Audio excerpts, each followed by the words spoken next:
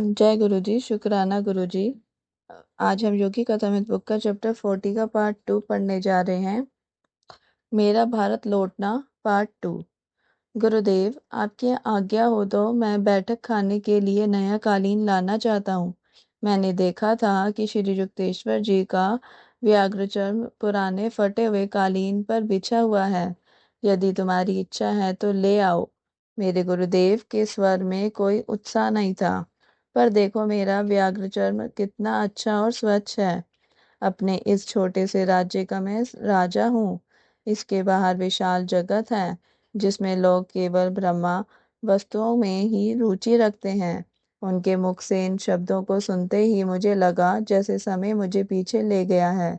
फिर एक बार मैं युवा शिष्य बन गया हूँ, जो प्रतिदिन उनके अनुशासन की अग्नि में युद्ध शुद्ध होता जा रहा था।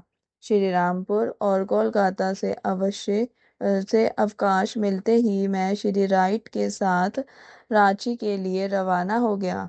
कितना भव्य स्वागत हुआ वहाँ, एकदम हृदय स्पर्शी। मेरी 15 वर्षों की अनुपस्थिति में विद्यालय की ध्वजा को फहराती रखने वाले निस्वार्थी शिक्षकों को गले लगाते समय मेरी आंखें छलछला उठी। आश्रमवासी छात्रों के और प्रतिदिन अपने घर से आने वाले छात्रों के दमकते चेहरे और प्रफुल्ल मुस्कुराहटें उन्हें मिलने वाली शिक्षा और योग प्रशिक्षण की उपयुक्तता के पर्याप्त प्रमाण थे। परंतु अफसोस, यह सब होते हुए भी रांची विद्यालय को भीषण अर्थ संकट का सामना करना पड़ रहा था। कासिम बाजार के पुराने महाराजा सर मणिंद्र चंद्र नंदी, जिसका राजमहल विद्यालय भवन बन गया था और जिन्होंने कई बार विपुल दान भी दिया था, अब स्वर्ग सिधार चुके थे। प्राप्त जन सहयोग न मिलने के कारण विद्यालय के अनेक लोकोपकारी अंग दारुण संकट में थे। इतने वर्ष अमेरिका में मैंने उसके व्यवहारिक ज्ञान और बाधाओं का डटकर सामना करने के गुणों में से कुछ न कुछ आत्मसात किए बिना ही नहीं बिता दिए थे। एक सप्ताह तक मैं नाना जटिल समस्याओं से जूझते हुए रांची में रहा। उसके बाद कोलकाता के प्रमुख नेताओं और शिक्षाविदों से मेरी भेंट का क्रम शुरू हो गया। कासिम बाजार के नए युवा महाराज से भी मैंने लंबी बातचीत की। पिताजी से आर्थिक सहायता के लिए अनुरोध किया और इस सब का परिणाम यह हुआ कि रांची विद्यालय की लड़खड़ाती नींव स्थिर होने लगी। ठीक समय पर मैं मेरे अनेक अमेरिकी शिष्यों से भी काफी दान प्राप्त हो गया। भारत लौटने के बाद कुछ ही महीनों में रांची की विद्यालय की कानूनी तौर पर रजिस्ट्री कर पाने की खुशी भी मुझे मिल गई। इस प्रकार चिरस्थायी निधि युक्त योग शिक्षा केंद्र का मेरा जीवन स्वप्न साकार हो गया। मेरे इसी स्वप्न ने केवल 7 विद्यार्थियों के साथ इस विद्यालय की शुरुआत करने में मुझे प्रेरित किया था। योगदास सत्संग ब्रह्मचार्य विद्यालय के नाम से चल रहे इस विद्यालय में माध्यमिक एवं उच्च विद्यालय के कक्षा वर्ग खुले प्रांगण में चलते हैं। आवासीय और दीर्घकालिक दोनों ही प्रकार के छात्रों को कोई ना कोई व्यावसायिक प्रशिक्षण दिया जाता है। स्वायत्त समितियों के माध्यम से अपने अनेक कार्यकलापों का छात्र स्वयं ही परिचालन करते हैं। अपने शिक्षक जीवन के आरंभ में ही यह बात मेरे ध्यान में आ गई थी कि बच्चों को जहाँ शिक्षकों को मात देने में नटखट आनंद मिलता था, वहीं अपने साथी छात्रों द्वारा बनाए गए नियमों का वे खुशी खुशी पालन करते थे। मैं स्वयं भी कभी आदर्श छात्र नहीं रहा था, अतः बच्चों की सब शरारतों और समस्याओं के प्रति मेरे हृदय में सदा पूर्ण सहानुभूति रहती थी। बच्चों को खेल क्रीड़ा में प्रोत्साहन दिया जाता है। हॉकी और फुटबॉल के खेलों से मैदान गूंजते हैं। प्रतियोगिताओं में रांची विद्यालय के विद्यार्थी प्राय कप जीतते हैं। छात्रों को अपनी इच्छा शक्ति के बल से मांसपेशियों में शक्ति संचार करने की योग्यता प्राणी सिखाई जाती है, जिसमें मानसिक बल से शरीर के किसी भी हिस्से में प्राण शक्ति का संचार किया जाता है। उन्हें योगासन तथा तलवार और लाठी चलाना भी सिखाया जाता है। इस विद्यालय के प्राथमिक चिकित्सा में प्रशिक्षित छात्रों ने बाढ़, अकाल आदि संकट काल में अपने प्रांत की प्रशंसनीय सेवा की है। बच्चे बागवानी करके अपने लिए सब्जियां भी पैदा कर लेते हैं। कोल, संथाल और मुंडा आदि प्रांत की आदिवासी जनजातियों के लिए प्राथमिक विद्यालय की शिक्षा हिंदी माध्यम से दी जाती है। केवल लड़कियों के लिए कक्षाएं आसपास के गांव में चलाई जाती है। रांची के विद्यालय की अपूर्व विशेषता यह है कि यहाँ क्रिया योग की दीक्षा दी जाती है। बालक नियमित आध्यात्मिक साधना और गीता पाठ करते हैं। उन्हें उपदेश एवं प्रत्यक्ष उदाहरण द्वारा सादगी, त्याग, आत्मसम्मान एवं सत्यानुशीलन की शिक्षा दी जाती है। उन्हें यह सिखाया जाता है कि बुराइयों से दुख ही मिलता है और अच्छाइयों से सच्चा सुख प्राप्त होता है। बुराइयों की तुलना विष मिश्रित शहद के साथ की जा सकती है, जो खाने का लालच तो मन में पैदा करती है पर मृत्यु से लदी हुई होती है।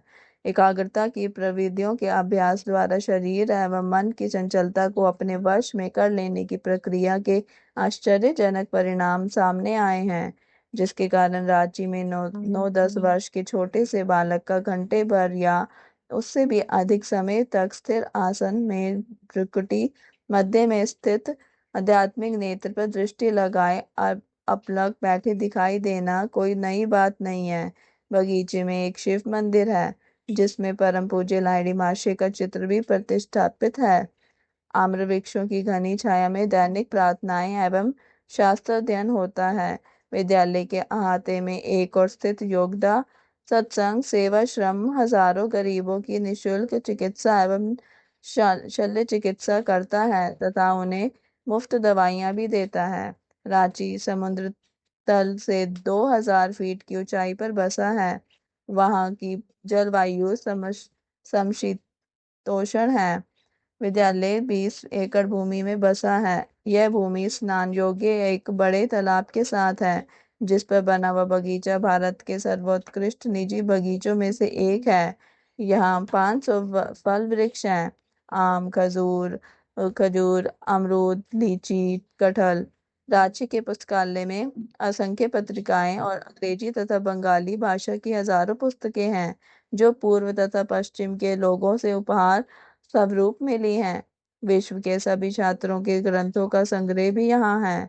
एक स्वर्गीकृत संग्रहालय में पुरातत्व, भूविज्ञान तथा मानव विज्ञान संबंधी अनेक वस्तु एवं तरह तरह के रत्नों का प्रदर्शन कर रखा गया है। इनमें से अधिकतर वस्तुएं ईश्वर की विशाल धरती के विभिन्न देश प्रदेशों में मेरे भ्रमण के स्मृति चिन्ह हैं। रांची के विद्यालय के सामान्य योग प्रशिक्षण की व्यवस्था के साथ साथ आवासीय व्यवस्था से युक्त शाखा हुई हाई स्कूल खोले गए हैं और ये सभी विद्यालय उत्तरोत्तर प्रगति पथ पर हैं। ये शाखाएं हैं पश्चिम बंगाल के पुरुलिया जिले में लखनपुर स्थित योगदा सत्संग विद्यापीठ तथा मिदनापुर जिले में इस्लामिक चिक स्थित योगदा स्कूल एवं आश्रम। दक्षिणेश्वर में गंगा किनारे एक भव्य योगदा मठ की स्थापना हुई। कोलकाता से कुछ ही मील की दूरी पर उत्तर में स्थित यह आश्रम शहरवासियों के लिए एक रमणीय शांति स्थल है। दक्षिणेश्वर स्थित यह मठ योगदा सत्संग सोसाइटी उसके सारे विद्यालयों तथा भारत के विभिन्न स्थानों में स्थित उसके केंद्रों एवं आश्रमों का मुख्यालय है। योगदा सत्संग सोसाइटी कानूनी तौर पर अमेरिका में कैलिफोर्निया के लॉस एंजलिस शहर में स्थित अंतर्राष्ट्रीय मुख्यालय सेल्फ रियलाइजेशन फेलोशिप से संबद्ध है। योगदा सत्संग की गतिविधियों में भारत भर में निवास करते अपने साधकों को प्रतिमाह डाक द्वारा योगदा पाठ भेजना सम्मिलित है। इन पाठों में शक्ति संचार, एकाग्रता एवं ध्यान की योगदा प्रविधियों का सविस्तार वर्णन है। क्रिया योग की उच्चतर दीक्षा लेने के लिए जो बाद में पाठों द्वारा केवल योग्य साधकों को ही दी जाती है, इन प्रविधियों के निष्ठापूर्ण अभ्यास द्वारा अपने को तैयार करना आवश्यक होता है। योगदा सत्संग की शैक्षणिक, आध्यात्मिक तथा जनहितैषी गतिविधियों के लिए भारी संख्या में शिक्षकों और कर्मचारियों की निष्ठापूर्ण सेवाओं की आवश्यकता पड़ती है। यहाँ मैं उन शिक्षकों एवं कर्मचारियों के नाम नहीं दे रहा हूँ, क्योंकि उनकी सूची बहुत बड़ी बन जाएगी, परंतु उनमें से प्रत्येक व्यक्ति का मेरे हृदय में एक निश्चित उज्ज्वल स्थान है। श्री राइट ने रांची के अनेक बालकों के साथ मित्रता स्थापित कर ली थी। सादी धोती पहनकर काफी समय तक वे उन सब के साथ रहे। मुंबई, रांची, कोलकाता, श्रीरामपुर, जहां जहां भी वे मेरे साथ गए, सविस्तार सुंदर वर्णन लिखने की नैसर्गिक योग्यता से युक्त मेरे इस सचिव ने अपनी यात्रा दैनंदिनी में उन सब स्थानों का स्वर्ग सुंदर वर्णन लिखा है। एक दिन शाम को मैंने उनसे पूछा, डिक, भारत के बारे में तुम्हारा क्या विचार है? विचार मग्न होते हुए उन्होंने कहा, शांति।